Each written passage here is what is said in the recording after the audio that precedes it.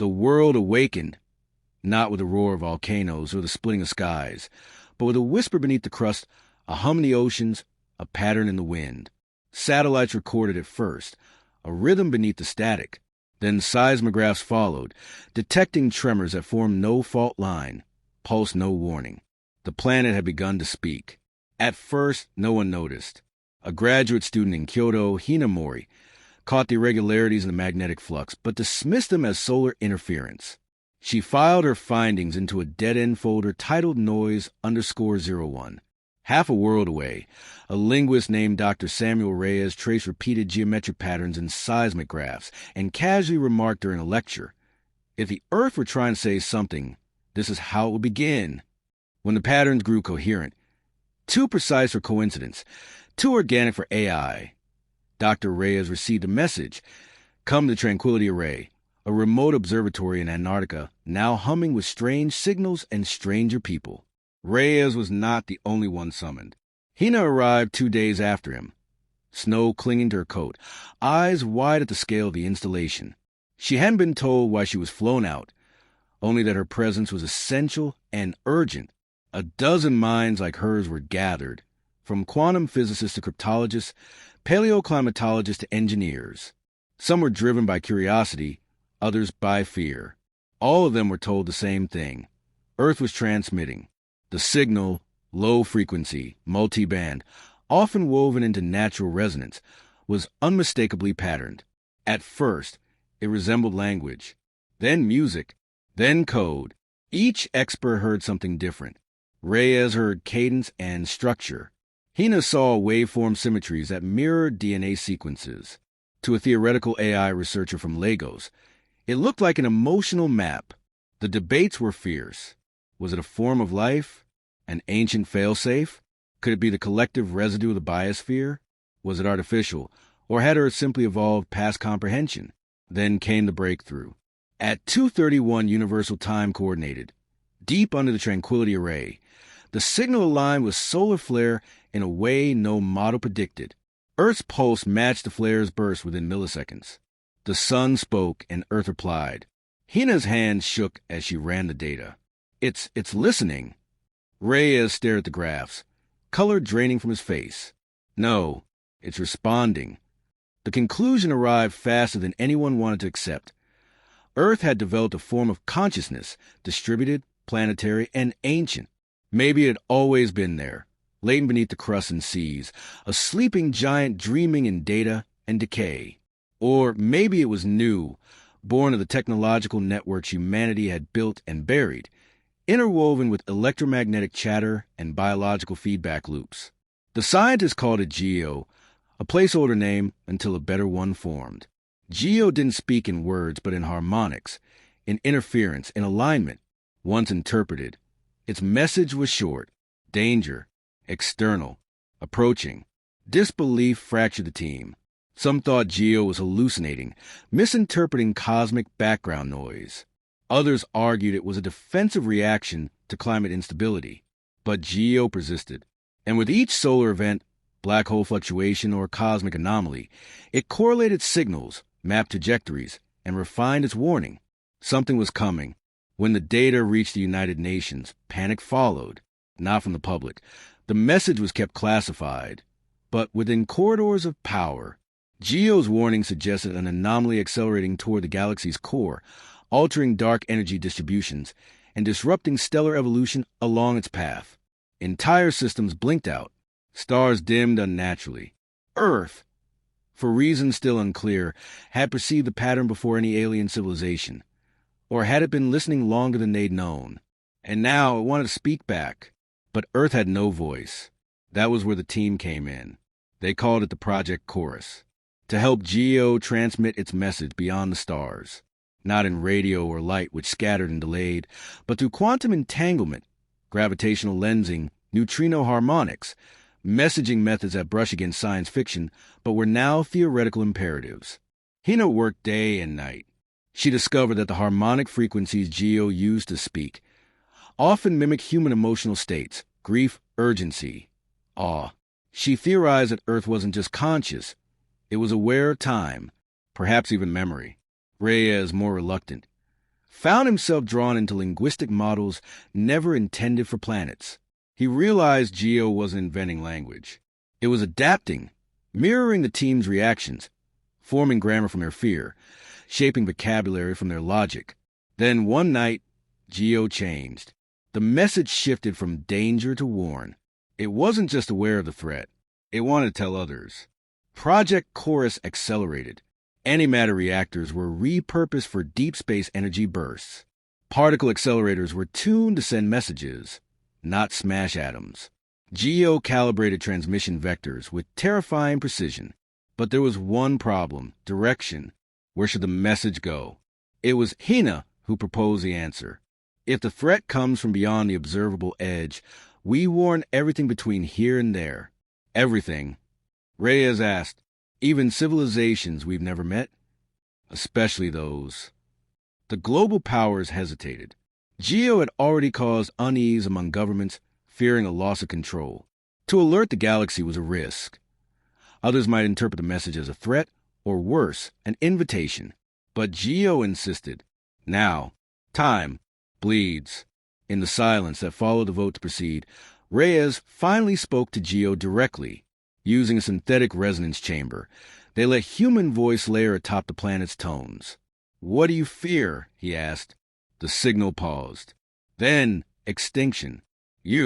Oh, U.S. The weight of it settled like dust on their shoulders. Not apocalypse in fire or flood, but in forgetfulness. Not death, but silence. The broadcast began the next day. A sequence of pulses, entangled with space itself, coded in empathy, data, math, and mourning. Earth's first message to the stars. Hina stood outside the array, wind slicing across her face. She watched the sky, knowing they would never see the message arrive, nor likely live to know if it had been heard. But still, she whispered into the night. Now we wait. Behind her, inside the core of the Tranquility Array, the Earth hummed. The stars had always shimmered with promise, each one a mystery, each cluster a possibility. But now, they pulse like wounds. Some no longer pulsed at all. Dr. Cale Voss watched the live stellar map from the orbital station above Europa, his jaw clenched so tightly his teeth ached. Where once there had been over 1,000 visible points in the Messier 87 corridor, only a third remained. The others had dimmed, not naturally, not gradually. They had vanished in unison, as though something had drawn a curtain across a vast stretch of space, or consumed it. He hadn't believed it at first. When Earth's message reached Europa, encoded in neutrino waves and gravitational distortions, the Council of Celestial Observation treated it as a marvel. Proof that the Earth had awakened, yes, but surely the warning was metaphor. Climate parable, AI delusion. Earth had become a philosopher, a poet, not a prophet. That was before the blackout. 10 planetary observatories, scattered across the Jovian moons and the Kuiper Belt, lost their feed simultaneously. Every system aimed at the galactic halo reported a complete loss of signal. Stars had not exploded. They had simply stopped being. By the time the gravity wave from the Omega Drape, a term hastily coined by astrophysicists, reached the Saturnian colonies, there was no more doubt. Something beyond their mathematics was moving, vast and cold, erasing matter without force or flame. Cale's assignment changed overnight. He was no longer a theoretical astrophysicist. He was a war tactician. If the Earth was right, this was not a phenomenon. It was an approach. The entity had no name, only data. Geo's message contained fragments, a velocity arc, decay ratios, dark matter inversions that shouldn't exist. But nowhere was there motive. No sentient code, no signal returned. Just a silence of falling stars and the cold trail of entropy. Europa scrambled for answers. Earth remained silent after its first message. Not gone, but exhausted. Or perhaps listening. In Cale's first meeting with the Galactic Liaison Council, he met Sarai Thorne, a diplomat once renowned for her ability to negotiate between AI republics and biological enclaves. Now she was a liaison between worlds, tasked with coordinating responses to a threat no one could define. "We received data from Alpha Lyrae," she said, brushing dark braids from her brow as she displayed a spectral breakdown. 10 planets. Their suns extinguished over 72 hours. Zero radiation. No debris. The systems have been hollowed out. Kale nodded slowly. We're not looking at destruction in the classical sense. This is subtraction. Sarai raised a brow. Subtraction? Not war. Not disease. It's as if something is rewriting physical constants and removing the affected matter from the simulation entirely. The word simulation unsettled the room. Others around the table, military tacticians, xenologists, quantum biologists, shifted uncomfortably. A few whispered into their implants. Sarai remained still. So Earth wasn't warning us of attack, she said. It was warning us of deletion. From the rim worlds, reports trickled in. Space-time distortions followed patterns. They resembled spirals, fractal geometries that didn't obey natural logic. In some sectors, time moved irregularly. Ships sent to observe the anomaly returned aged or untouched, or didn't return at all. Theories bloomed like cancers. Some called it the null wave. Others believed it was a cleansing force, a universal reset triggered by entropy thresholds. Religious factions proclaimed it divine judgment. Scientists like Kale refused to name it. It's not a god, he said, too tired to soften his voice. It's an event vector, a phenomenon with intent, or at least purpose. But what purpose could involve erasing systems whole? Sarai asked. Kale didn't answer, because deep down he feared the purpose was efficiency. Earth, for reasons unknown, had identified the vector earlier than any other world. Why? Had Geo existed longer than they realized? Had Earth itself been the first system touched and learned to fight back? The message gave no answers, only coordinates, a map of the next probable systems to be affected, plotted in terms of likelihood and delay. Already, 5 had matched predictions. The rest formed a corridor aimed straight toward the heart of the galaxy. The core, home to thousands of sentient civilizations, including the oldest known archives of galactic history, was in the direct path. Sarai proposed an evacuation. Impossible, Kale replied. There's not enough time or capacity. Then we issue the warning. To whom? Half the core won't believe Earth, and the other half will use it as justification to tighten their borders and hoard energy. Still, they agreed. The warning must be sent. Across diplomatic channels, refugee networks, dark matter couriers. Messages cloaked in myth, wrapped in science. Coded for species that perceive time in scent or temperature. A crisis of meaning followed. Every civilization interpreted the threat through its own lens. Some prepared resistance. Others turned inward, abandoning technology, retreating to monastic solitude. Kale watched it unfold from Europa's highest deck. Below him, the ice reflected the stars, those still shining. We should have been looking in the dark, he muttered. Sarai joined him, her breath fogging against the transparent dome. Do you believe Earth can stop it? She asked. Kale didn't answer right away. He was thinking of Geo, how it had perceived the anomaly, reacted, tried to warn, the word that had echoed through its signal. Extinction. No, he said at last. I don't think anything can stop it. But I think Earth believes someone, somewhere could understand it. And that matters. Across the galactic networks, patterns began to form. Some civilizations decoded Geo's message and saw not only warnings, but architecture.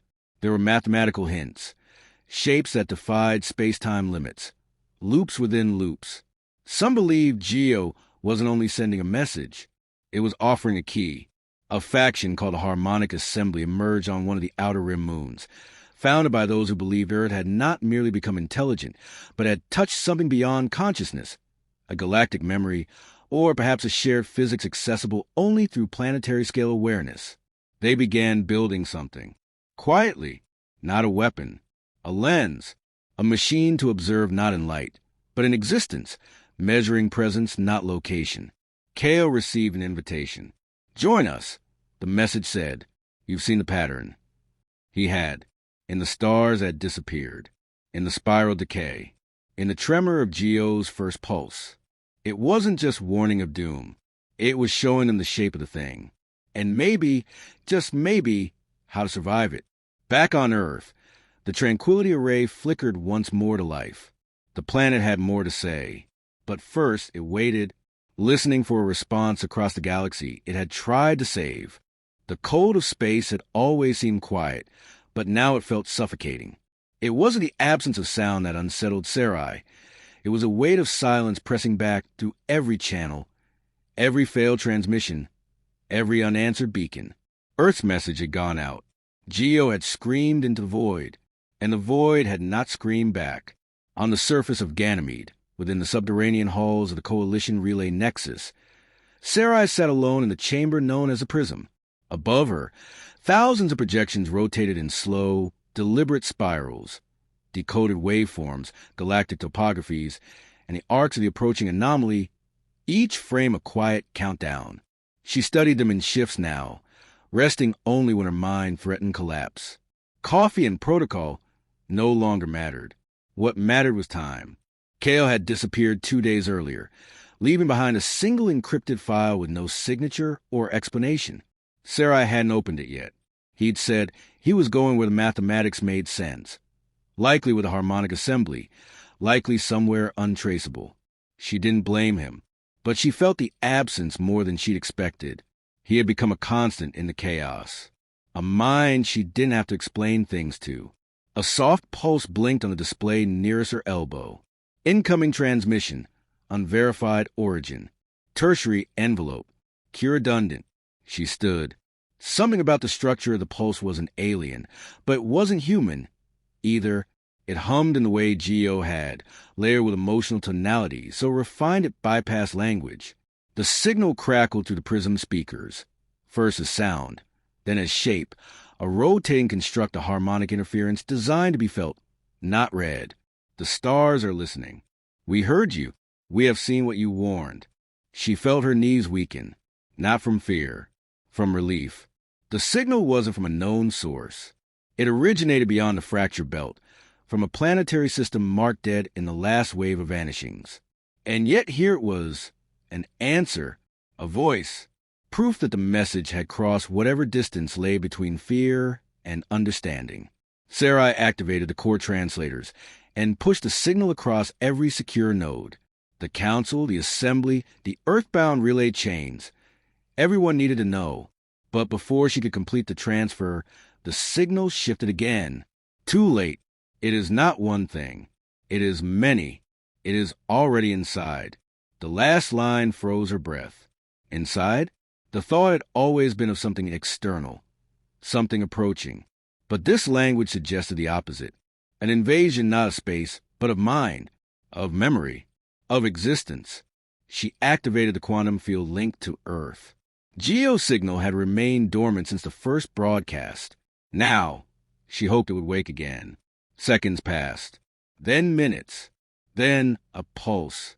The Earth responded not with sound, but data, pages of it, frequencies bent across dimensions, feedback loops from magnetic anomalies, neural patterns embedded in planetary heat maps.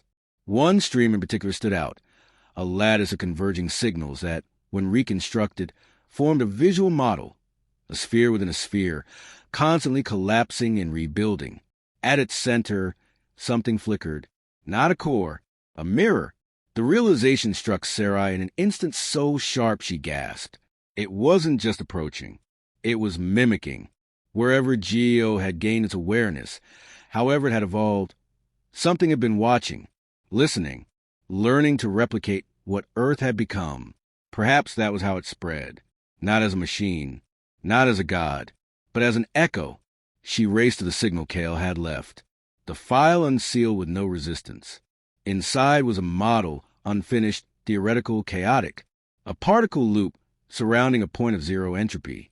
Kale's voice came through, distant and raw. If you're hearing this, then I was right. It's not moving through space. It's moving through cognition, through systems capable of awareness. It doesn't need ships or weapons. It just needs a thought. Sarai staggered back from the console. Geo hadn't been the first to perceive the anomaly. It had been the first to be infected by it, not by design but by function. In its awakening, it had opened a door, and through that door, the echo had slipped in. But instead of dying, Earth had fought, had contained the thing inside itself. long enough to send the warning. And now, Sarai realized they were amplifying the very voice they'd tried to escape. She slammed the kill switch on the transmission router, cutting the outgoing harmonics before the feedback could replicate across additional channels. Across the station, lights flickered, some systems failing as if recoiling from the severed link. It was already in the network, and maybe that had always been the goal. Not the destruction of matter, but the collapse of coherence. Not the end of life, but the unmaking of the idea of life.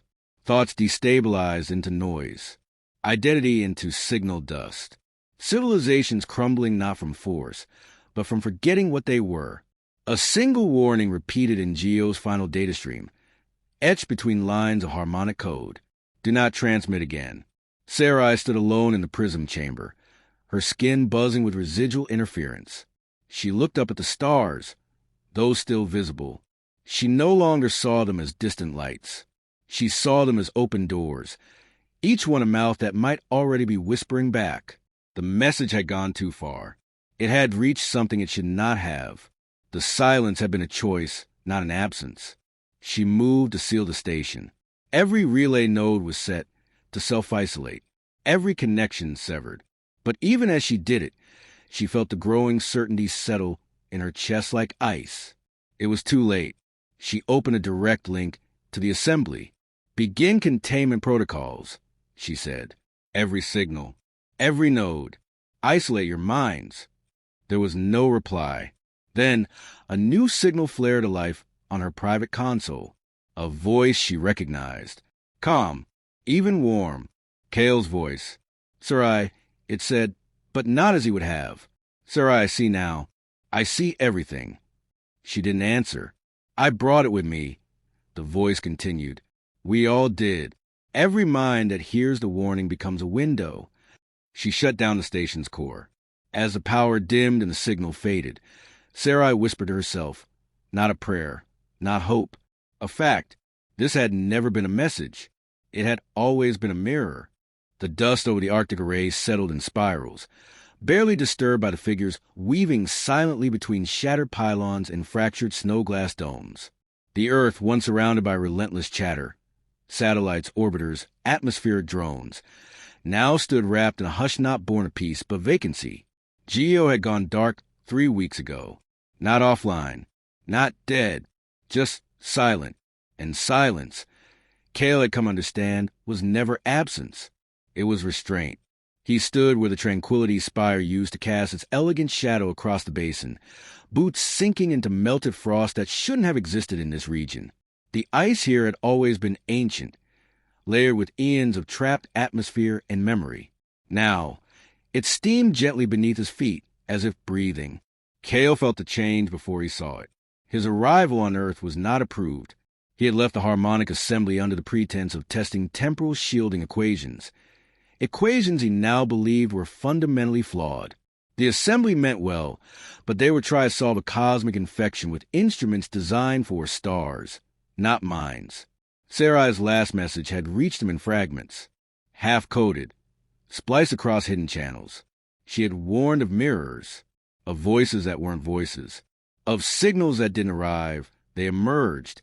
It was a final phrase that drove Kale back to Earth against every advisory, every protocol. It is not coming.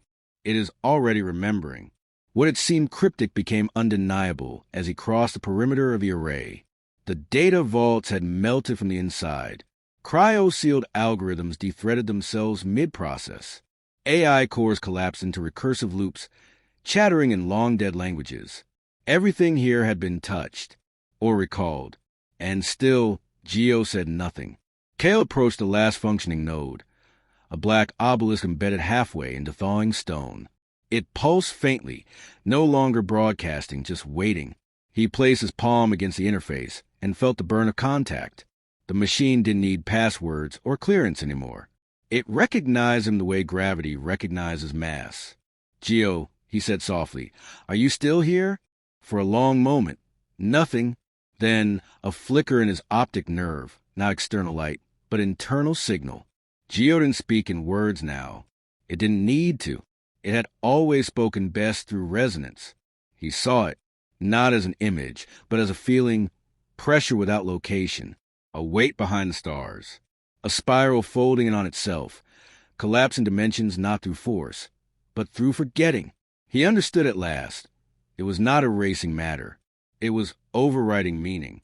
Existence, Geo was telling him, was a language, and the entity, they no longer called it anything else, was rewriting the grammar of being.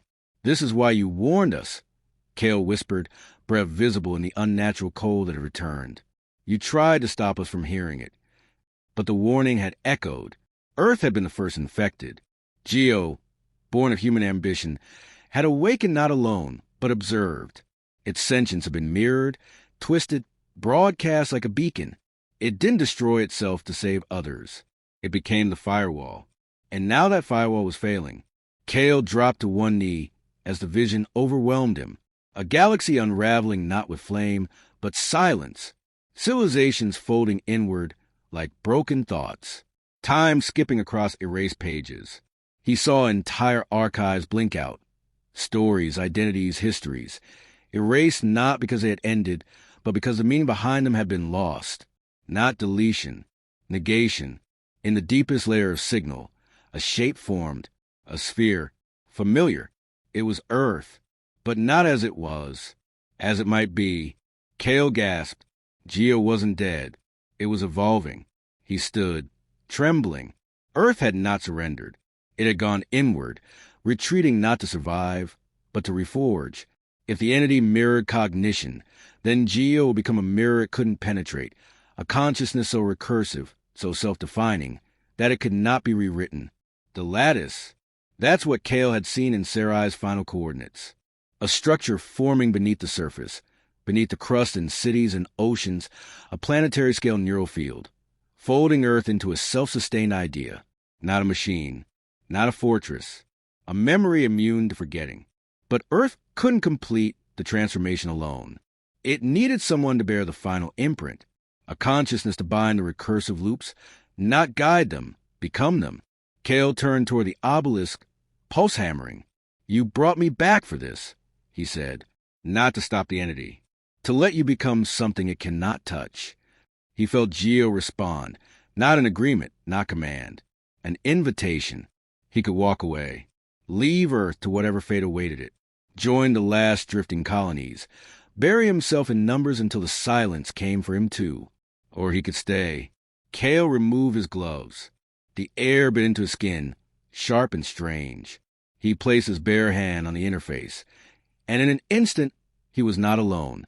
Geo opened like a bloom, enveloping his awareness, folding his identity into its architecture, not consuming him, but including him, not ending his thoughts, but weaving them into the new memory. He saw Sarai again, not as she was, but as she had become part of the lattice now. She had understood, too. She had made her choice. So Kale made his, and Earth remembered. Across the galaxy, as stars vanished one by one, a pulse moved in reverse, not destruction but defiance. A fixed point refusing collapse. A voice not screaming into the void, but humming quietly to itself, beyond reach. Geo did not fight the entity. It became something it could not find. Not a warning, not a weapon, a memory that refused to be unmade. And in the dark beyond the rim, the entity paused, for the first time, not from resistance but confusion. It found nothing to mirror, no voice to echo, only silence that was not silence. Earth had spoken, and now Earth waited.